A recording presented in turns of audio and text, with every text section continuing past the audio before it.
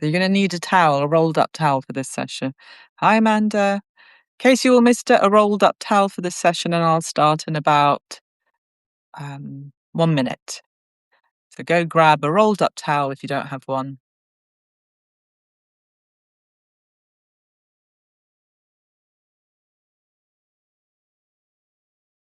Yes, trying to be present. That's um, a good aim. All right, shall we get going? So a rolled up towel. When you roll it up, you don't want it to be any bigger than this. So if you've got a very big towel, maybe get a hand towel. So don't want that to be bigger than this. So if I was putting this on the floor, it wouldn't be bigger than that. Yeah. That is going to be the length of your spine. So you're going to put it on the floor and you're going to put it upright so it's vertical. And then you're going to lie on it and you're going to place the top of so imagine this is my back. You're going to place the top of your spine on it all the way through to your tailbone. Please be mindful that it isn't on your neck and it's not on your head. Really important, yeah? So that your neck has still got a nice arch and your back of your head is on the floor. Now, for some people, even that is too much. So undo it a little bit more and have it much a smaller roll. So you've got a towel roll and you've placed it on the floor vertically and it goes from the top of your spine, not your neck, top of your spine, which is just across your shoulders. That's the top of your spine and it's going to go all the way through your tailbone. You're going to lie on top of it so that you're lying on top of this roll. Yeah. And what that means is you elevate your spine. Your spine is now higher than your shoulder blade. So this is probably my go-to lesson when I feel very tight around the neck. And you might have heard me say, but my poor little dog had an operation yesterday, and you are as happy as your unhappiest pet, I think. So she's not in a good way. So yeah, there's lots going on, and that's kind of coloured everything, really. That's kind of my baseline for the whole day and the whole week. So I'm really feeling it in my neck and tension in my shoulders because I'm not really sleeping because I'm up with her. So this is my go-to. So you've placed it on the floor, it's vertical, and you're lying on top of it. Your head and your neck are free. And what that means is you should feel that your right shoulder blade and arm and your whole right side kind of slope down and your left side slopes down. So your spine is elevated, your shoulder blades are sloping down, they're kind of gently draping down. Let your eyes close and let your lower jaw drop away from your upper jaw so that you're feeling released through the face and the jaw, and hopefully there isn't too much tension on the side of your face. And then just let yourself breathe. So the eyes are closed, your eyeballs drop back, and just kind of have this really easy breath. Inhale the same length as your exhale. I generally aim for 6 seconds in and 6 seconds out. It helps to oscillate between the go and the no-go parts of your nervous system. And then when you have arrived there, and soft tissue takes a little bit of time to kind of release, we sort of take a bit of time to go from our go, go, go throughout the day to kind of go, ah. So give it that time and have this sense of yielding, kind of yielding to the floor.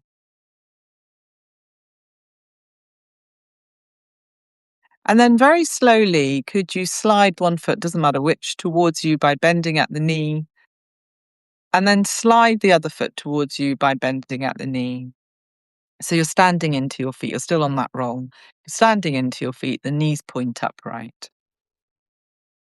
And then super slowly, make it really slow, roll your right buttock down towards the floor. It does not have to touch the floor. That's a directional instruction, directional guidance. So you're rolling the back of the right hip towards the floor and then you roll it level again and you roll it towards the floor and you roll it level again. And make that super slow and easy so that you're not going fast and you don't have an outcome in your mind. You have no outcome. You're just rolling it. And so it kind of looks like that. Yeah. So the pelvis is like that. So you're kind of rolling that buttock down. And of course, as you roll that side down, the other side will go up a little bit, but really important that your knees point upwards and the front of the knees point forwards. Yeah. So you're just rolling that side of the buttock down. And if for any reason you weren't able to run off and get yourself a towel, you can just gently press the right side into the ground, but make it very, very small. So you roll it and then you bring yourself up. And notice when you roll down, which foot has got more weight in it. And when you roll it back up again, which foot has the weight in it. So you roll it down, which foot has got the weight in it. And when you roll it back up, which foot has got the weight. As in, what do you rely on to take that side of the pelvis down? And what do you rely on to bring it back up again? Nice. The next time your pelvis is level, slide away the right foot, slide away the left foot, and just see how you are now.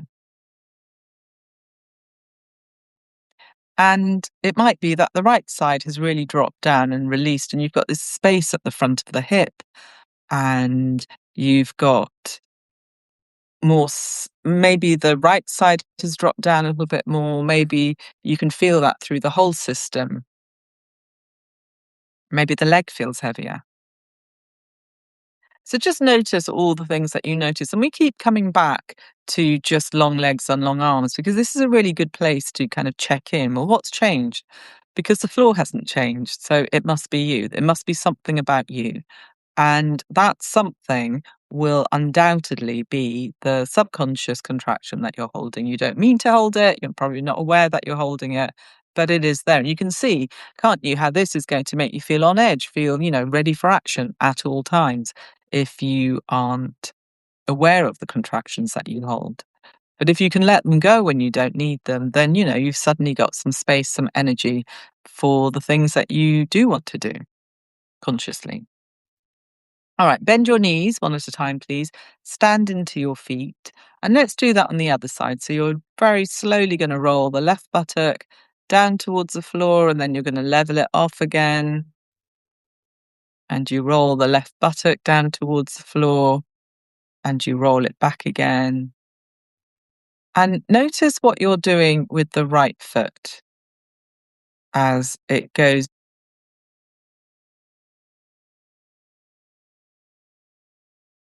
It is also rolling down towards the floor, and the ribs are, whether they touch the floor or not, it doesn't really matter.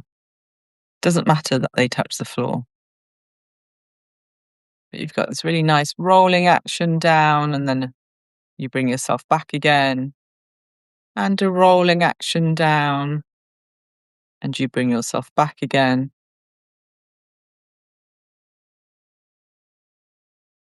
Great. And then the next time you're level again, both sides of your pelvis, next time you bring that back up, slide one leg away, slide the other leg away, and just notice it's really open at the front of the hip flexors, and the legs can now roll away. Interesting, huh? And I just want you to mark that you didn't stretch. Stretching doesn't open or release. It just makes you tighter, actually. I'm not a fan of stretching. But as global release, kind of the messaging from your brain down to your body is the way to do it, is the way to gain release and space and to move out of fixed states, anxiety, stress. Because now the messages that the body's sending the brain is like, oh, actually, I'm okay. Um, I don't need to grip around the hips, the hip joints. I don't need to grip around my thighs in anticipation of something happening to me. I can just let go and everything's fine. It was was it the Asterix books? Um, there was a character in it who always thought the sky was going to fall on his head. And that's kind of, we live in that way, don't we? Like, oh my God, grip and anticipate because the sky might fall on your head. But also you might have a really lovely day and you might have nice conversations with people and work might go really well. It might be the opposite of that. So why don't we why don't we live in hope of that possibility?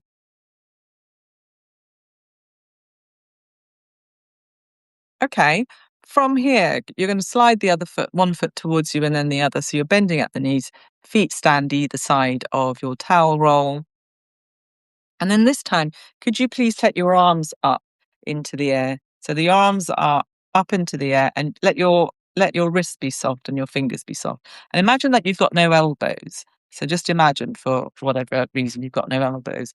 As you know, I don't generally demo, but just because we don't have that long, I want to give you a good idea of where you're going. So your arms are up, your knees are bent, yeah? Just to orient us all. And then let's choose the right arm. Generally, I'd get you to choose your own arm, but let's choose the right arm. But if you're doing this by yourself, another time you choose the arm you want to choose. But just for ease and simplicity, let's choose the right arm. So imagine that I'm standing really high on a mezzanine and I'm looking down. I've got very long arms and I'm hanging on to the bones of your lower arm bones. Yeah, just underneath the wrist bones. I'm not on the wrist joint because that's going to stop communication. That's going to signal alarm. But if you kind of slide down a bit, you've got these knobbly bones. You just want to be just underneath. Imagine that I'm just there. And then with your right arm, imagine that I'm just gently pulling it upwards towards the ceiling, and then I gently bring it back. It's not a stretch. I'm just taking that arm to where it can easily go. Yeah. And then I place it back again. So I'm not pressing the shoulder blade back down again. The arm bone just moves up. And notice that your head will roll if you let it in opposition. Keep your lower jaw dropping, but keep your lips closed. Keep your eyes closed. Notice what your eyeballs are doing. So both arms are upwards, but the right arm is gently being pulled up to the ceiling and then it comes back again. And you're only going to the range that feels easy way before you meet resistance. Don't go to resistance because there's no point. That it won't really teach you anything. So just do that a few times and let the head be nice and loose. Let the pelvis is still level. The feet are on the ground. The knees are bent. You're on that towel roll. Nice. And then the next time your shoulders level off, bring your arms down, let your arms straight, let one leg slide away, let the other leg slide away. And notice how that little exploration has changed things. And it might be that the right shoulder blade is sliding down a little bit more. It might be that the ribs are sliding down a little bit more. It's almost like the towel roll is like a tent pole, and then the left, right side and the right side slide away from them, drape down from that. But because we've been doing this exploratory movement on the right side, that might feel like it has a much more weightier quality to it. Like you've released something. Okay, get the arms up again. Nice soft wrists, pelvis is level. And let's go for the left arm. So then the left arm reaches upwards, and maybe you can imagine that I'm just gently drawing it upwards. And if I'm moving your arm, and there is a one-to-one work, a hands-on aspect of the work that I do, as if I was moving your bones of your arm upwards. And if I was doing that, I wouldn't pull it hard. I would really follow your movement and I'd stop at the place that I'd have to pull. And I want you to kind of adopt that approach so that you're not forcing, because we force enough through life, don't we? We're always trying to power through. And I don't know, how helpful is that when you've been doing it for years and years? I mean, I think generally I see people who have been doing it for years and years and years and, they start to break or they don't want to live like that anymore. And it becomes, it's like, how do I undo these patterns? Well, the very first step is to notice what your patterns are. And you don't have to diagnose or label. You just have to be aware of it. And I can honestly say this work, I've been doing it for nigh on 30 years now as a personal practice, and I'm completely different. I'm a completely different person, thank God, because I don't think I could have been that same person. And just notice how when the bones go up, how that pulls the whole arm bones and it pulls on your shoulder blade, and then that pulls on the space between the shoulder blade, and the left side of your chest kind of folds in, and the right side of your chest rolls away. It's all small, but it's there, isn't it? The next time you level off the shoulders, bring your arms down, slide your legs away one by one. Hmm. And notice that release through your shoulder blades. Notice possibly the length of your neck. Notice what's changed about how you lie on the floor.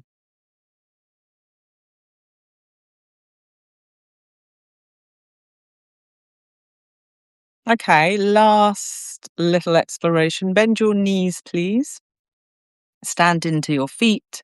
Take your arms up, and then you're going to alternate. So you're going to take one arm up, let the head roll away a little bit, and then bring it back. And take the other arm up and let the head roll away from it, and then bring the arm back again, and so on.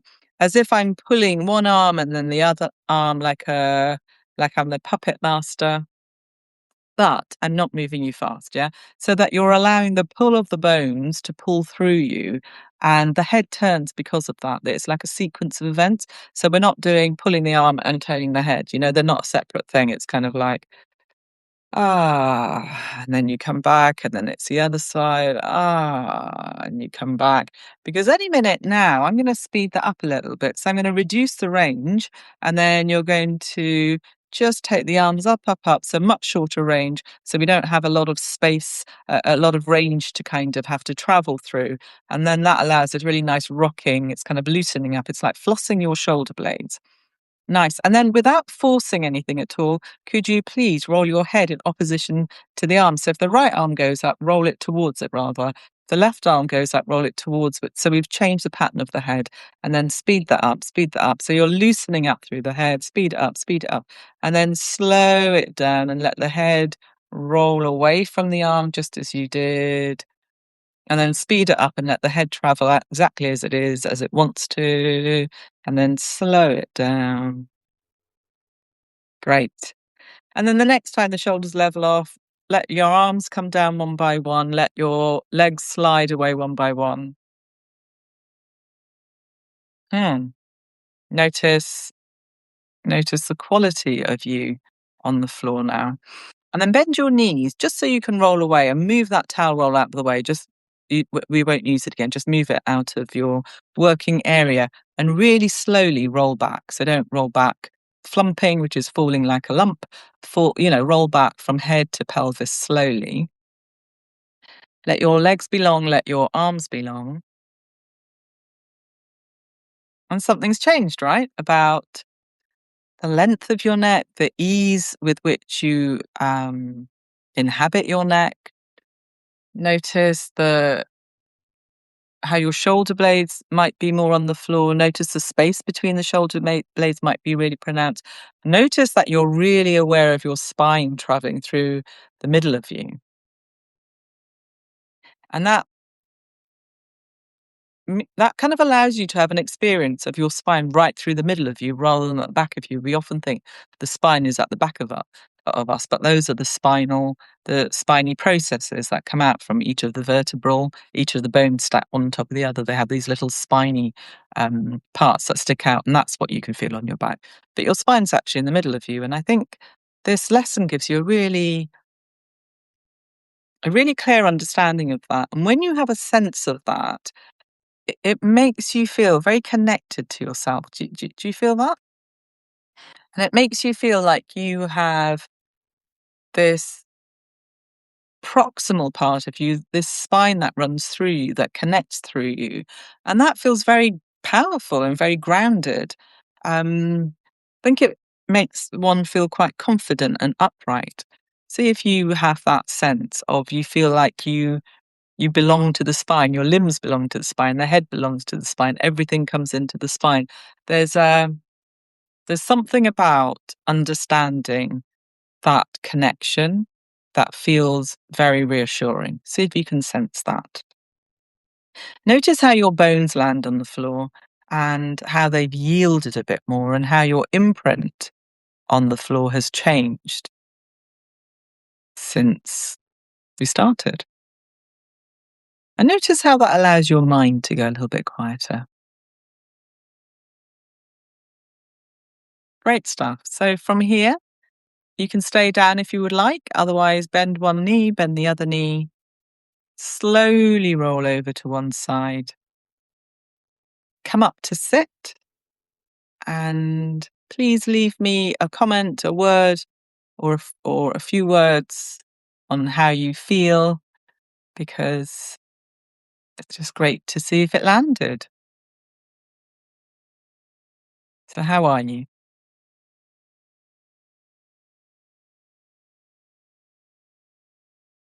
And what's shifted for you?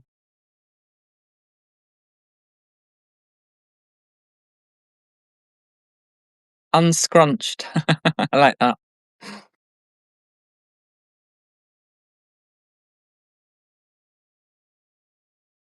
Anyone else? Peaceful and grounded. And that's lovely. And that is what we need to retract. Comfortable, lovely. Don't underestimate feeling comfortable. And that's just such a nice way to retract from problems, isn't it? Things going on in our head that we just keep repeating, going round and round and round, that may or may not be true. So it's kind of really good to tap into, well, what's actually happening now? What sensations do I feel now? So I hope you join that. Untensed, lovely, great.